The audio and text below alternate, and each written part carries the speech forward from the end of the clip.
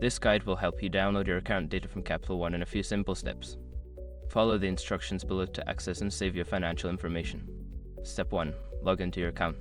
Visit the Capital One website and enter your username and password to log into your account. Make sure you are using a secure internet connection.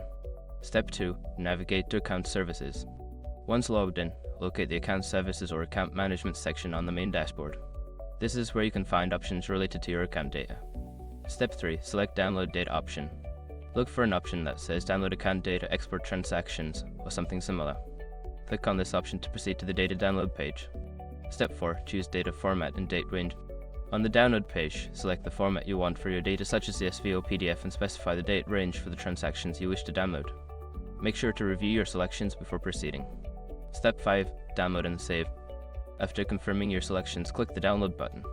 The file will be generated and saved to your device. Ensure you store it in a secure location for future reference. By following these steps, you can easily download your account data from Capital One. If you encounter any issues, consider reaching out to Capital One customer support for assistance.